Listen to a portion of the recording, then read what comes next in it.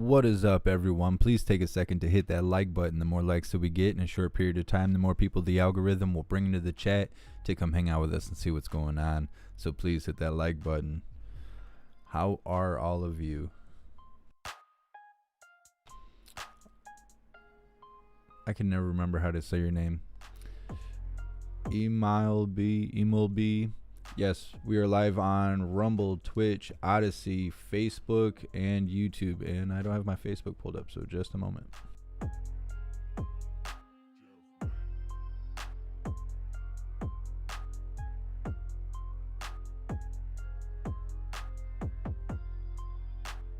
And I don't have my Facebook pulled up, so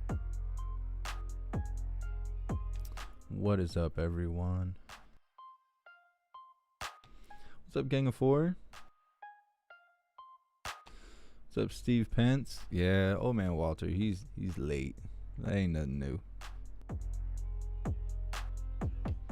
Dan the Man, you're welcome to watch on Twitch if you would prefer. What's up, Sam? What's up, Jane? Hammerhead Fred? I haven't read your name in a while. Thanks for being here. What's up, Psycho Kid?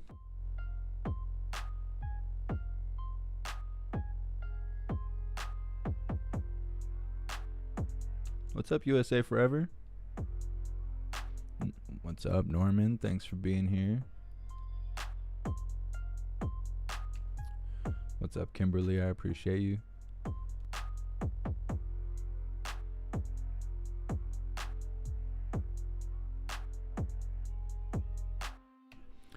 What's up, Ghost?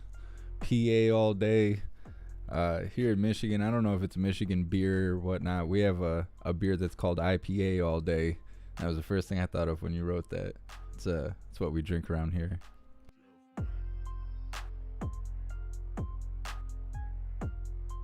So I just wanted to kind of mention we are 3 subscribers away from 53,000 subscribers on YouTube. You guys are amazing. I appreciate you so much. We've been stuck at 51,000 for like 8 months now. I don't know what was going on. Every time we would make some progress, YouTube would show up with a notification saying, hey, we just removed some people who were, we think some fake accounts. So we just took them off your subscriber list. I'd go into my stats. It would say, 200 people exactly have been removed from your listing. I'm like, oh, okay. Well, they must have finally let off because back to making progress. You guys are awesome. Thank you so much, Portland Kennedy. I really appreciate the donation and support. You just ordered 6 Joe Biden flags. That's awesome. We will be coming out with some new merch soon. I was working on it all day yesterday. My merch store is hot, burning dumpster fire like it is Portland. I worked on it for a few hours yesterday for some new designs. Got to the end and went to save, and they were like, oops, error, and wiped all my work. So I just ordered some new merch from the merch store that is on my website. I want to see what the quality's like and stuff like that. I got a hoodie, a hat with embroidery, and a shirt. These items they have potential to be better than what I've already provided. The hoodie that I've designed has the Hooligan H on the front. It says Jeff Mack Hooligans on the back. It says Hooligan down the right sleeve. The hat that I made has the Hooligan logo up front, the Jeff Mack logo at like 10 o'clock, and then the Hooligan H on the back. The shirt says Jeff Mack. I think it says Jeff Mack across the front. I might say Hooligans across the front. But it's got the Hooligan H on the sleeve. So it's a little bit better of a design, almost like how the Hodge twins do their shirts. So I ordered some to see what the quality's like. If I am happy with how it turns out, I'm going to transfer everything over to this store, and then we will start pushing that so you guys can check all that stuff out. What's also cool about that store is I can integrate my own items. So if I make some custom items like Jeff Mack Bics, like Bic lighters or whatever we come up with, I can put it right into the store and it won't look any different than the other items. So that way I can kind of customize what I can provide for everyone, because I know we've had big conversations over what we should add to the store and stuff like that. So that's what I worked on almost all day yesterday.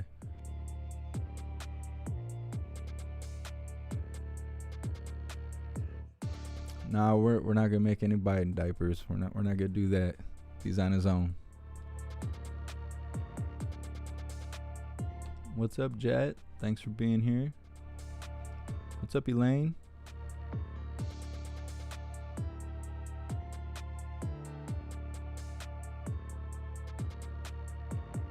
Bran, you've heard of All Day IPA? Yep, we drink that around here. And Oberon's really popular. They're strong. You drink like 2 or 3 of those and you're all right. It's not like drinking Bud Light. I can't even feel a Bud Light anymore. Not after a summer of IPA. Bud Light is wintertime beer. You can't get most IPAs in the wintertime. Not around here anyway.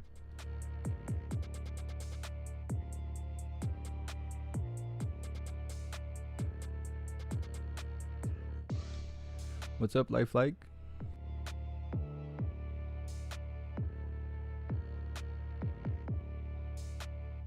What's up, Bones? What's up, Got Sig?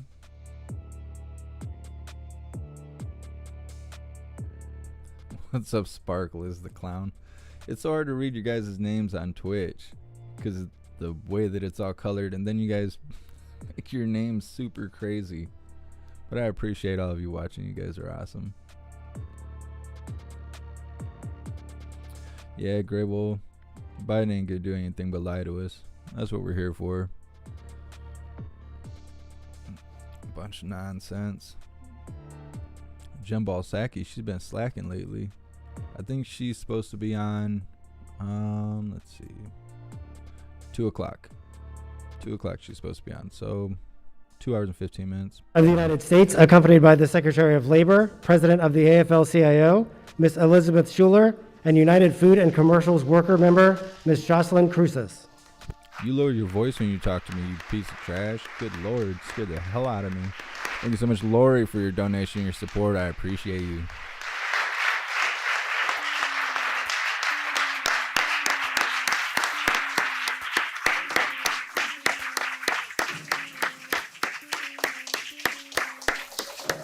They're like, can we quit clapping or what? Are we allowed to? This is so awkward.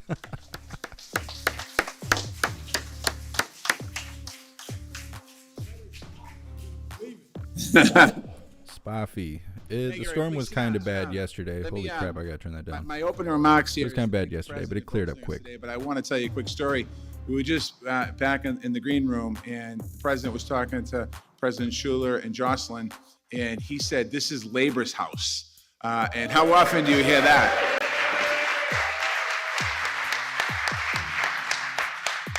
So I want to thank you, Mr. President, for hosting us all today, obviously, and your certainly unwavering commitment to America's workers, and you certainly truly are the working person's president. So thank you, Mr. President.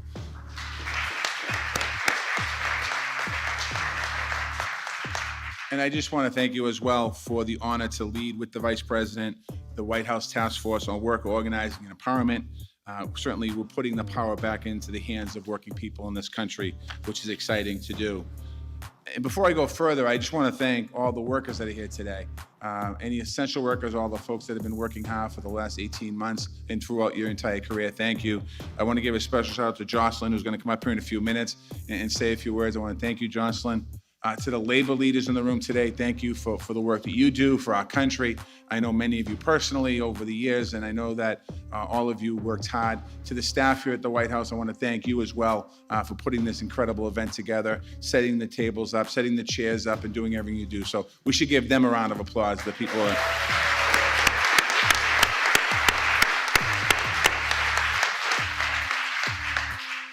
Labor Day has certainly been special to me. I grew up in a labor household. My father was a laborer. I joined the Laborers Union. I followed my father into Laborers Local 223 in Boston. My Uncle Pat was a laborer. My families are all laborers, and we have a few plumbers as well and a few other trades as well. So it was a special day for us. It was a day to celebrate our community. It was a day to celebrate the labor movement, the men and women who built what we have today, the 8-hour workday, the weekends, the overtime, pace, the protections, all the things that the labor movement has brought this country. It's been amazing. But today we have to rededicate ourselves to work to fight for workers' justice. And I know many of you are doing that every single day in your organizations, and individuals that are here that do that.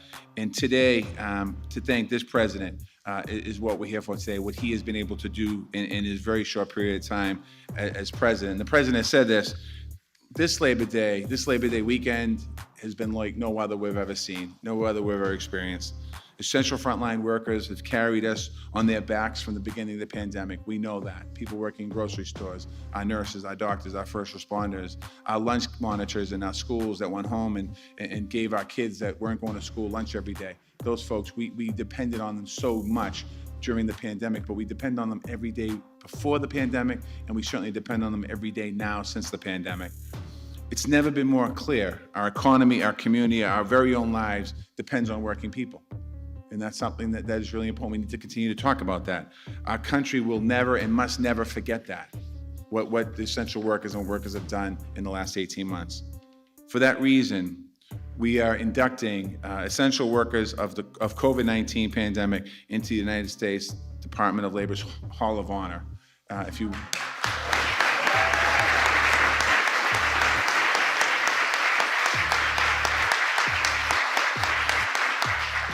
When we get beyond the pandemic, and many of you have been in the lobby of the Department of Labor. When we get beyond the pandemic, you have to come back in.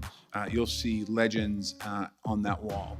Legends like Cesar Chavez, legends like Mother Jones, legends like the 9/11 first responders that are on that wall. And everyone has a story behind what they've done for the labor movement or for working people in this country. People who changed the lives of workers and changed the way that we think about work that are on that wall. And that's quite honestly what we're doing with the essential workers. It's the kind of impact that essential workers have had over the past 18 months. They're no different than anyone on that wall. They made a special impact and continue to make a special impact every single day. And that's why we owe working people more than a debt of gratitude. We owe them our commitment to fight for good jobs, for better wages and safe working conditions every single day, for affordable child care and elder care, for job training, physical and mental health care, dignified retirements, things that we fight for every single day, freedom from harassment, discrimination, or exploitation, and the right to join a union if they want to join a union. They should have that right.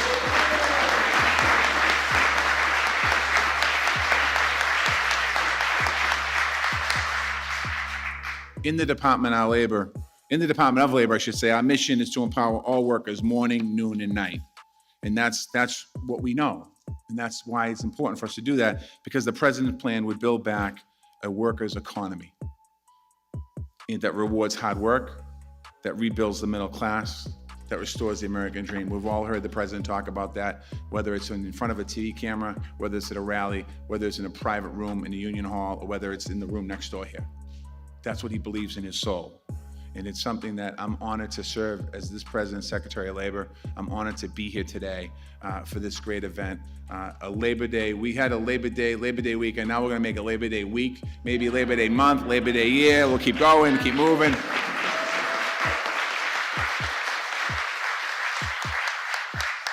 But I have the great honor to introduce a champion of workers and a good friend and a great labor leader, the new president of the AFL-CIO, Liz Shuler.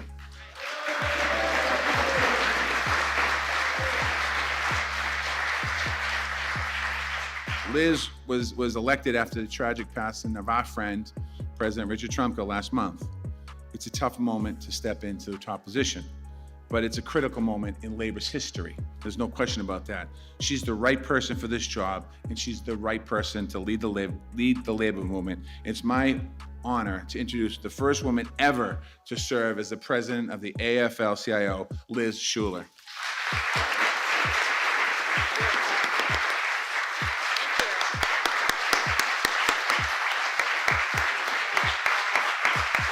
A classroom full of toddlers clapping. Like, who claps like that? terrible. All right, good morning. Thank you so much, Secretary Walsh, and what an amazing morning to be in Labor's house. I like that, the White House, but Labor's house. I want to say thank you, President Biden. You are leading the most pro-worker, pro-union administration in history.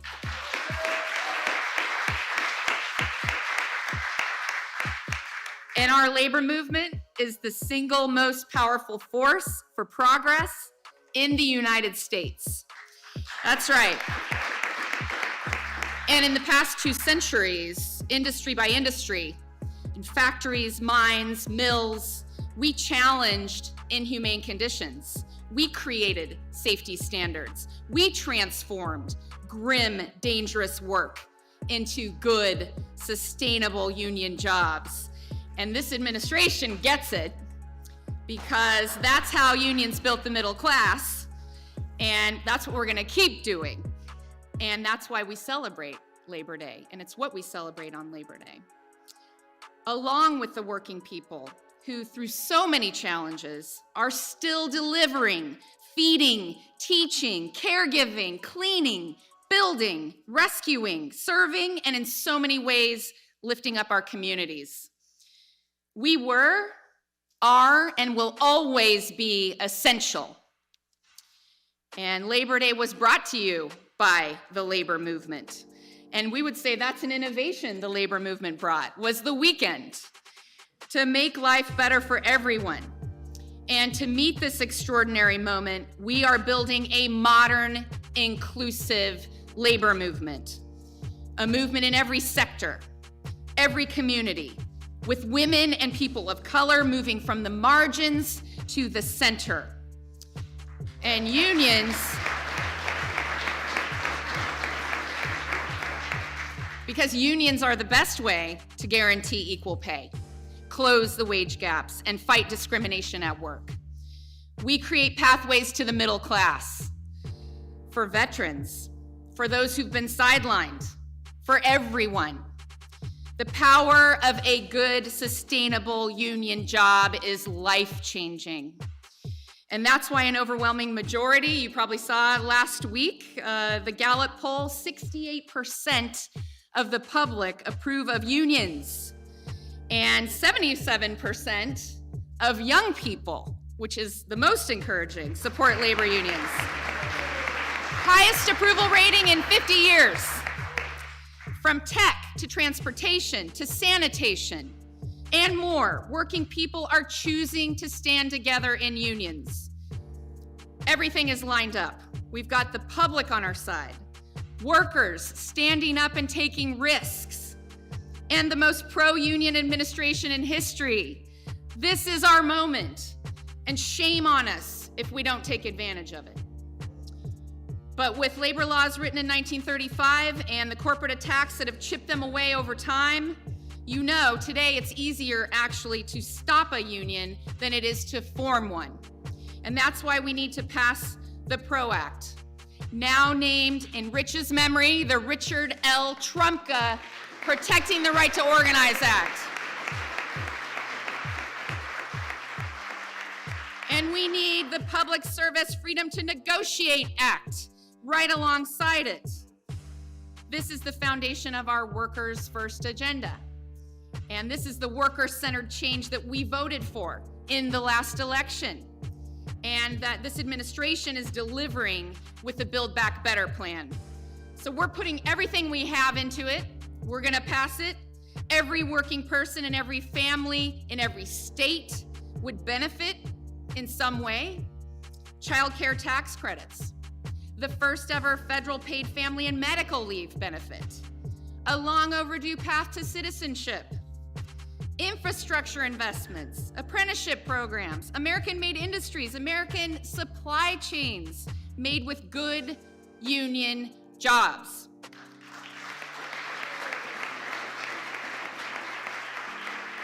That is the Biden-Harris vision for America's future. We have COVID-19, the climate crisis, technology. All of it has radically changed our lives and work. We are not going back to how it was before. And I hear from working people all New across World this Order. country. We won't risk our lives in this pandemic for an unreliable, low-wage job. Our system of care is broken, and it should be seen as critical infrastructure. And we shouldn't have to work 2 or 3 jobs just to make it. 1 job should be enough. And it's the labor movement that will lead the transformation. We are innovating and fighting for what will be the next weekend. And with the game-changing leadership of the Biden-Harris administration, we will build back better with unions. That's right. To win in America where every working person has the right to a good, sustainable union job. And with it, an expansive new American middle class. The labor movement is open for business. We're just getting started, folks. Thank you so much.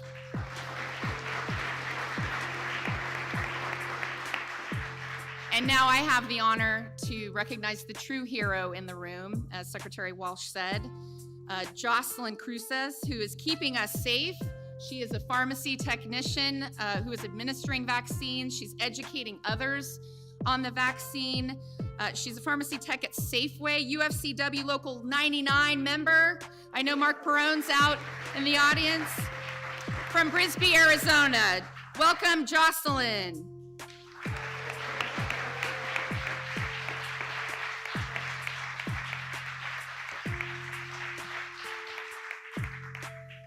Hello and good afternoon.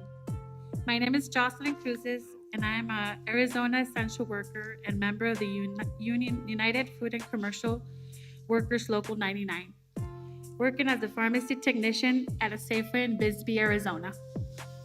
This past 18 months have been difficult and tested all of us in different ways. As a COVID survivor who was on oxygen for 30 days, I know in firsthand how dangerous this pandemic has been for workers like me, who couldn't stay at home and losing my beloved mother to this virus past last year. I also know how devastating it has been for so many families across the country. After I survived COVID, I was afraid to go back to work, knowing how real the danger was.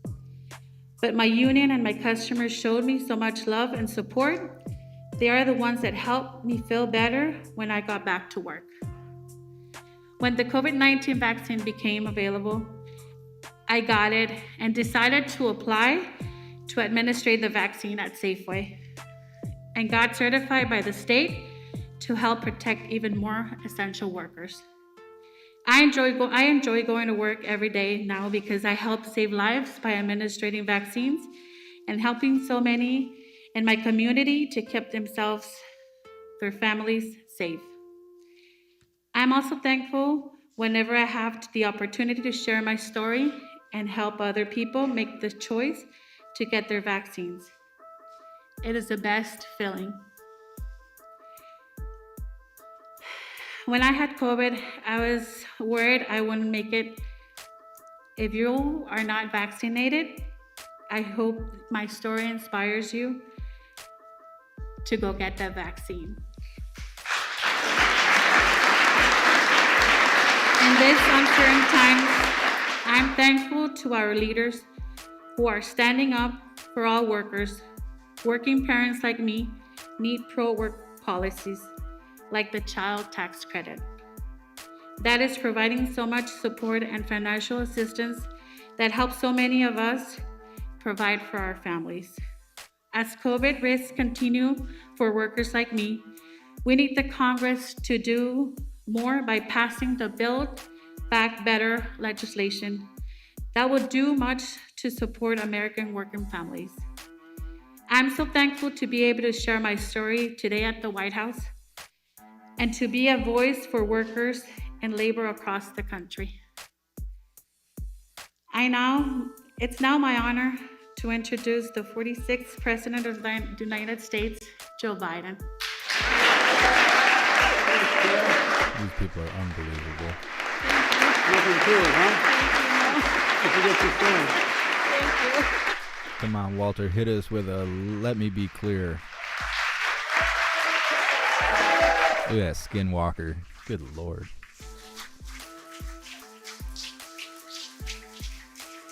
Jocelyn, please. Thank you, Jocelyn. Please sit down. Thank you. Nothing to it, is there, Jocelyn? Just walking in and standing at the podium and speaking in the White House. Nothing to it. You did a great job. Thank you. Thank you. Before I really begin, I want to say that I think one of the biggest things that's changed is my dear mother, God bless her soul, used to say, out of everything bad, something good will come if you look hard enough for it. And I think one of the good things that's come out of this god-awful crisis regarding COVID is ordinary people who never thought about the technician at the drugstore, never thought about the grocery store worker, never thought about what that firefighter has to do when they go in. They don't ask, do you have COVID or not? Never thought about the people who keep this country up and running before. I really mean this sincerely. It's not a political, it's a reality. And I think people went, whoa.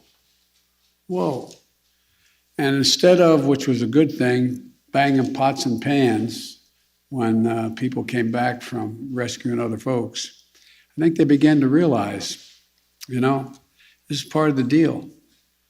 And to use my dad's expression, and I mean it sincerely, and a few of you knew my dad, he said, everyone's entitled to be treated with dignity. And that's what the labor union is all about, dignity. It provides dignity for people who deserve to be treated differently. And I want to thank Jocelyn, and I want to thank President Schuler, Madam President. And I know you didn't expect to be in this role at this moment, but as I told you before, I believe that the future of American labor is in very good hands. I really mean it. Thank you.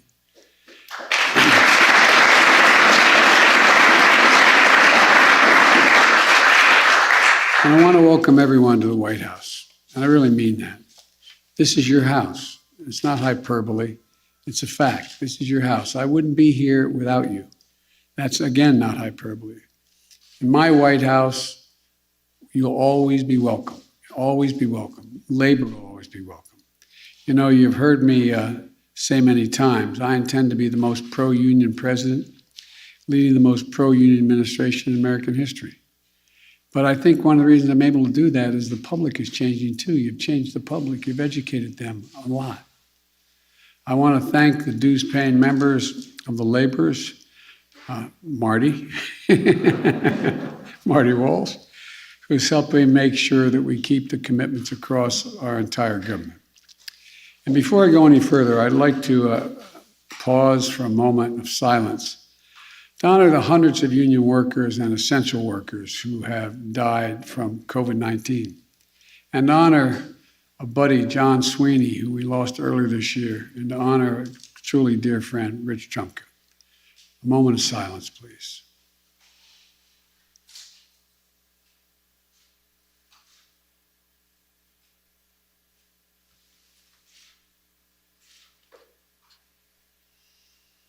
Thank you. Eat shit, Skinwalker. It's real. One of the things I admired about Rich is that he understood what people in this economy are really facing. He, like most of you, felt it in his bones. He understood what had happened to workers in this country, like you do.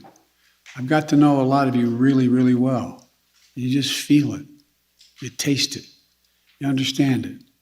I get kidded by my staff for all these years, and I say, I trust the person most who arrives at the right decision when it starts in their gut, goes to their heart, and then they have the ability to articulate it because it goes to the brain.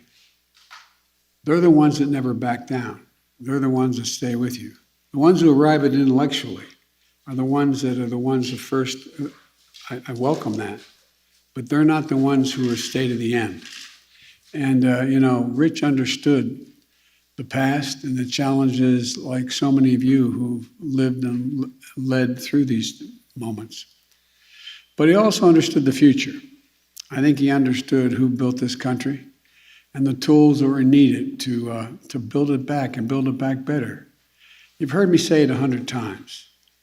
We're the only country in the world that goes into a crisis, and when we come out of it, we're stronger than before we went in it. That's by building back better. We're going to build back better. We have to. We must. We will. Because that's who we are. That's what America is. On Labor Day, we honor the dignity of the American worker. And every day we remember that America wasn't built by Wall Street. They're not all bad folks on Wall Street. I'm not suggesting that. But they didn't build America. It was built by the middle class. And unions built the middle class.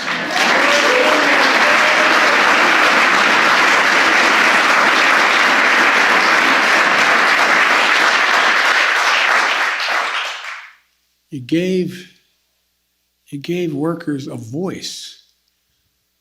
All the way back from my great-grandfather Blewett, who was a mining engineer. Back to the days of the Molly Maguires and all the way folks were treated in northeast Pennsylvania, the coal mines. You gave people a voice. Molly Maguires, they were a little tougher. You gave them a hard time, you ended up on the doorstep in a bag. But, think about it. What are the basic things? My dad used to say, we just ought to give people ability to just be able to take a deep breath, have a little bit of breathing room. And what are those things? Well, healthcare, a pension, God willing, higher wages in a safer workplace, and protections against discrimination and harassment. That's not asking too much. We've fundamentally transformed how we live and how we work in this country. The reason we have is because of the victories won by labor. I'm going to be a bit repetitive. The 8-hour day, the weekend, time and a half for overtime, safety standards, sick days, victories for all of us. Because I might add, I notice when you all do that, everybody benefits. Whether they belong to a union or not. Whether they belong to a union or not. Why are you whispering? We already can't hear you. When unions win, workers across the board win. That's a fact. Families win, community wins, America wins, we grow. And despite this, workers have been getting cut out of the deal for too long a time. From 1948, after the war, to 1979, productivity in America increased by more than 100%, while the pay for American workers grew by nearly 100%. And then along came 1979 and everything began to change. Productivity in the country has grown almost 4 times faster than pay since 1979. That means the workers have been given much more to their employers' bottom lines than they've gotten back in their paychecks, breaking the basic bargain of this country. The bargain was if you work hard and you contribute to the welfare of the outfit you work with, you got to share in the benefits. Well, that stopped for a long time. So you can carve out your piece of the middle class and make it a possibility. That's what got taken away for a lot of people. Instead, some people started seeing the stock market and corporate profits and executive pay as the only measure for economic growth. By the way, the stock market's gone up exponentially since I've been president. You haven't heard me say a word about it. I'm glad it's gone up, no problem. But look, let me tell you something. My measure of economic success is how families like mine growing up, working families, busting their neck, how they're doing, whether they have a little breathing room, whether they have a job that delivers some dignity, a paycheck they can support a family on. In an economy, the economy my administration is building, instead of workers competing with each other for the jobs that are scarce, everybody's mad at me because now, guess what? Employers are competing to attract workers, having to raise pay. No, I'm serious. Think about it. That kind of competition in the market helps workers earn higher wages. It also gives them the power to demand dignity and respect in the workplace. Simply put, worker power is essential to building our economy back better than before. It's just that basic. To counter corporate power, to grow the economy from the bottom up and the middle out. I'm so tired of trickle down. I ask, when has the middle class done better that the wealthy haven't done incredibly well? I can't think of a time that when the middle class is booming and moving, everybody does well. And to give workers even more power, I also signed an executive order to improve competition in the economy, including calling for a ban on non-compete agreements that deny workers the right to change the job in the same field, even when there's no real reason for a company to stop them. It's all about suppressing wages. That's what it was about. In Congress, when Congress passed the 1935 Labor Relations Act, it didn't just say you can have unions, should be allowed. That's how it's kind of viewed for a long time.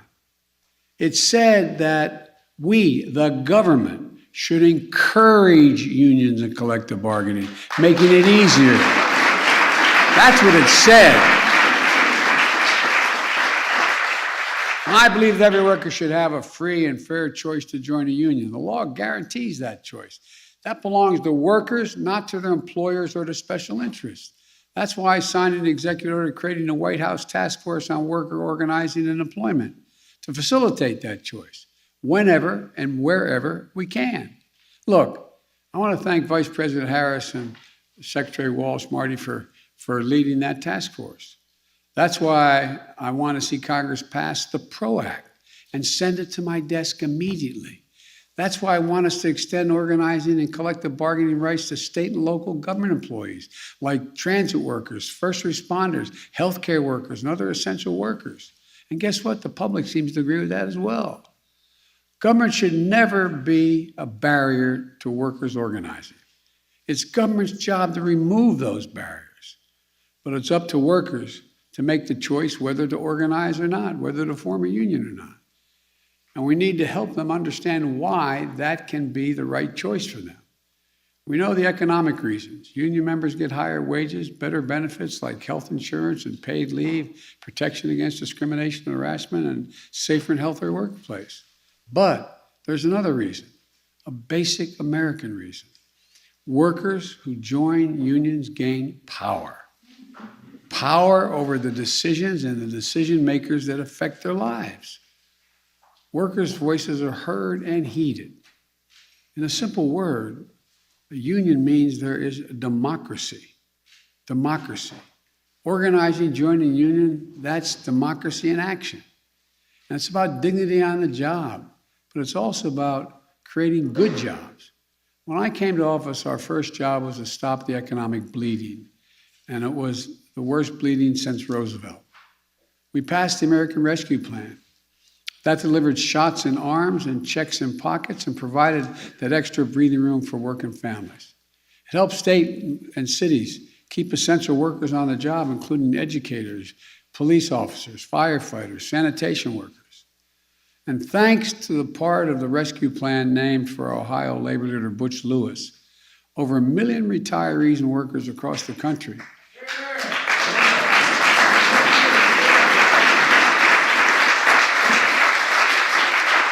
they can trust that the pensions they work for and sacrifice to secure will be there for them.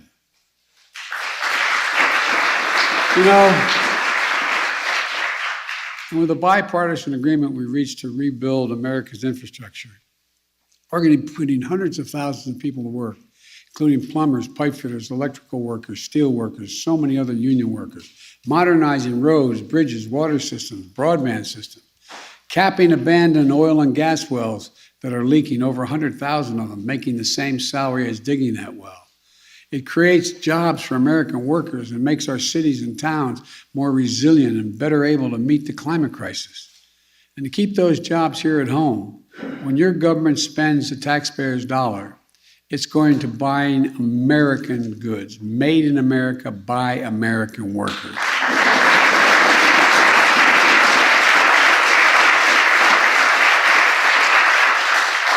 Look, over the years, the Buy America Act became a hollow promise. It's been there for a long time. I'm going to make it a reality. The next stop is dealing with the ability to pass the rest of my Build Back Better agenda.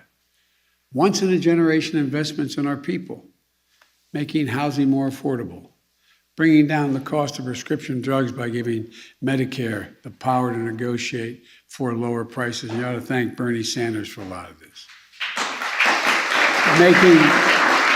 Making elder care and child care more affordable while improving the pay for home care workers and child care workers.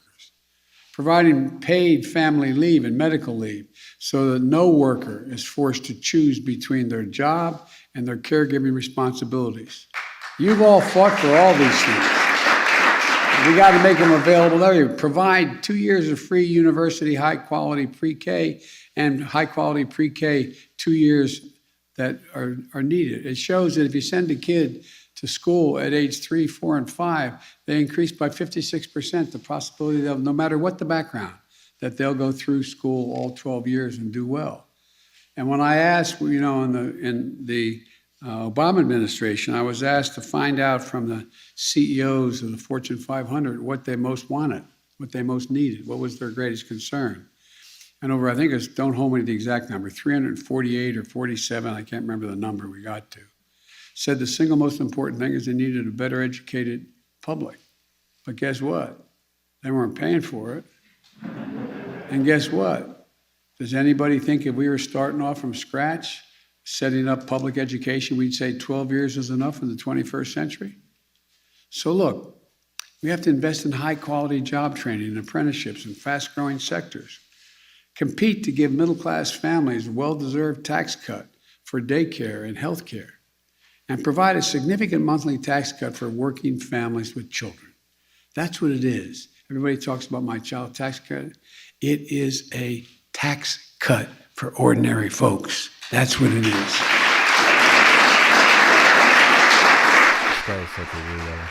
And as part of that, I want us to see us finally provide dreamers, TPS recipients, farm workers, essential workers, a pathway to citizenship, bringing them out of the shadows so they can receive the protection and representation that our laws and our unions provide. Folks, we're making progress. Our economy has added 750,000 jobs a month on average during the past 3 months since I've been here. There are more than 4 million jobs since I took office. In the first half of this year, our economy grew fast at a fastest rate in 40 years. Unemployment is down. My Build Back Better investments are going to allow us to keep and progress and move further in the years to come. Just want to add one more thought in closing. While the pandemic has prevented me from traveling as much as I'd like, I've had a chance to meet with many of your brothers and sisters and many of you. The proud UAW members building cars and trucks in Pennsylvania and Michigan, and noting that the big three have decided that, along with the support of those unions, going electric. So we own that market. Steelworkers in Portsmouth, Virginia. I remember longshoremen and firefighters in Columbus, ASME workers in Allentown, IBW workers and iron workers and nurses and grocery store workers in Cincinnati, plumbers and gas fitters in Maryland, AFT teachers in Virginia. And by the way, of course, I sleep with an NEA member every night, same one.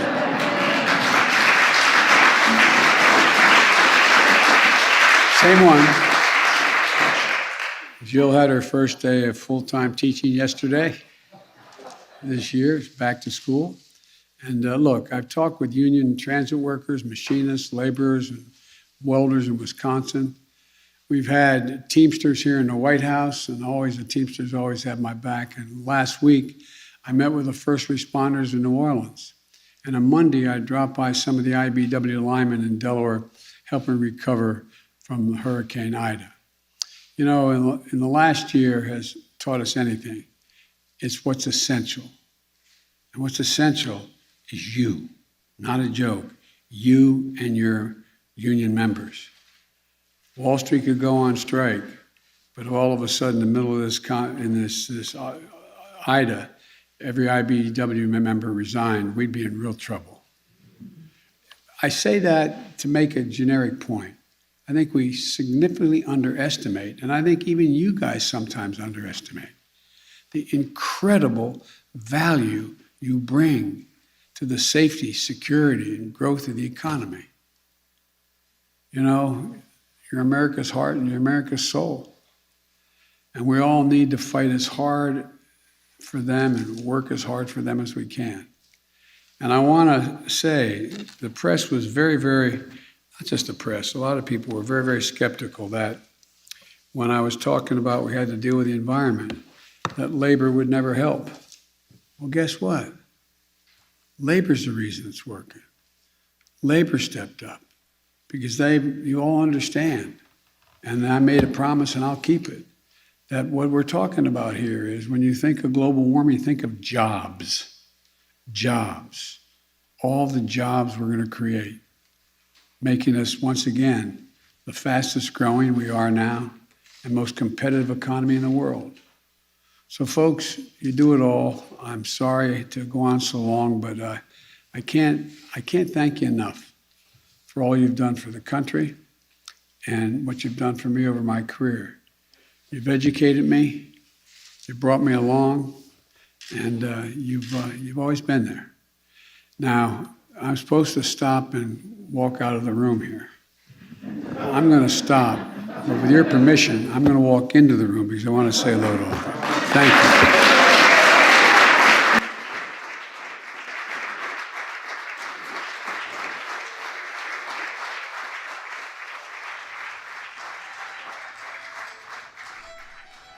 So does all those benefits apply to the Americans that were left in Afghanistan?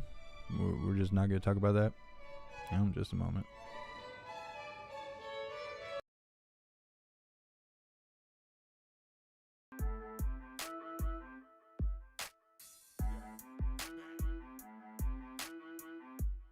This guy's a trash bag.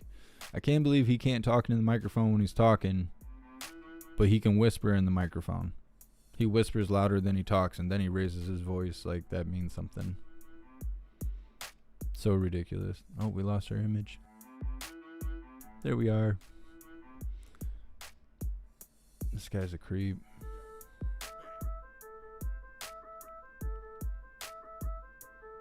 I wonder what he says to all these people. I've seen interviews where he's visiting somewhere, like he did in Traverse City here in Michigan, and people ask him questions and stuff, and he gives ridiculous answers. I think he was just in New Jersey where people were screaming F Biden and, you know, we don't want you and stuff like that. Someone got close enough to ask him if he's going to talk with any of the refugees that they've been importing from Afghanistan. He said, well, they asked, where are they and are you going to interview them? He said, they're all over the country, and I'm sure I'll run into a few of them. Like they don't, like they're just bringing them in and letting them go. Just, yeah, you're now an American. You made it out of the soil. You're good. Don't worry. We're going to take care of voter ID. It's racist. You'll be able to vote even though you're not here legally. Just, okay. It's ridiculous. This guy is burning the country down. It's shameful. It's treasonous. Well, anyways. So, let me see exactly what it says. Oh, Jen Balsacki, she'll be giving us a press briefing with Secretary Vilsack and NEC Director Dees. I don't even know who any of those people are. But that's at 2 o'clock, so it's an hour and a half from now. We will be covering that to see what those people have to lie about. Also, I want to give a big shout out to all of you guys. We just hit, let me make sure. Yep, 53,000 subscribers. You guys are so awesome. I appreciate all of you for being here. I got some shout outs to give too. Let's see. Thank you so much, William, Tammy, and Portland Kennedy for your donations and your support. I really appreciate all of you. I don't think we have any new members at this time, but that's all right. Here, let me flip the screen just one moment. Anyways, thank you guys so much. I really appreciate all of you. For those of you that weren't here at the very beginning, I am working on new merch. I worked on it yesterday, but my current merch store is ridiculous. Their server sucks. I spend so much time trying to design merch and get it up there and make sure it's all good and worth your hard-earned money, because just like many of you, it sucks to order clothes online and receive it and just be totally unimpressed with what you receive. And so I do my best to make sure that's not the case. But the company I'm dealing with, I work for hours and hours to get it all done, and I go to save it, and then something happens on their server and it deletes all the work I just put in. And I've had it happen multiple times. I've contacted their customer service and they suck. So I've created a new store through a new company, and I've ordered some stuff so I can see what exactly their print quality is. It's kind of cool because their hats are actually embroidered, which is pretty nice compared to just having vinyl or screen print on a hat.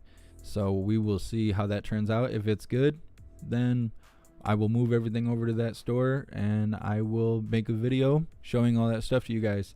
Also, I have an unboxing video I think I'm going to be doing pretty soon. I had a hooligan create some custom art for me and mail it to me. It's actually at the post office right now, so I have to go pick it up. So I will be making a video about that, which is always cool to receive stuff from hooligans. I really appreciate all of you. I would not be able to do this without you guys. With that being said, big shout out to everyone that made donations, joined the membership program, or purchased any merch. You guys are what keeps the channel going, so thank you guys so much. If you're new, please subscribe or follow on whatever platform you are currently watching right now. It helps the platform grow and reach new viewers to be able to get the truth out to them. I know I've had a lot of people in the last few days talk about the frustrations of trying to open the eyes of people that are believing the lies. You got to remember, 1, you have to protect your mental health, and 2, people get in where they fit in. You can't make people believe you. If you got the truth, you provide it to them and they'll walk away. There's no debate. You're not going to convince them. So don't try so hard. I know that might be kind of demotivating, but I'm seeing people get burnt out left and right. And I don't know if it's because it's starting to get to the end of summer and people are spending more time online, or what it is. I know people care about the truth and they care about their fellow Americans and they're trying to open their eyes. But when you burn yourself out, you'll start to unravel, and then you are losing your own happiness. And being happy is the wealthiest you will ever be. So always protect your mental health. Yeah, just my 2 cents. I'm seeing it happen, very common, and I just want to put that out there. It is very important. I go through it a lot. I spend very long hours online reading, watching news, stuff like that. It's very easy to lose sight and get burned out. Trying to think. Oh, I've been doing terrible at this. Hopefully they don't kick me off, but I wanted to show you guys this.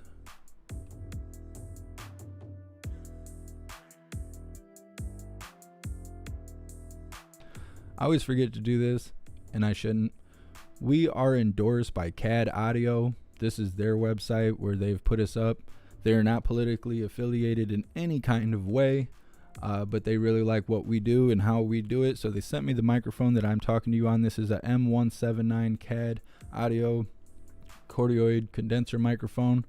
It is good for many purposes. It has a dial on here to be able to customize it for whatever use you need.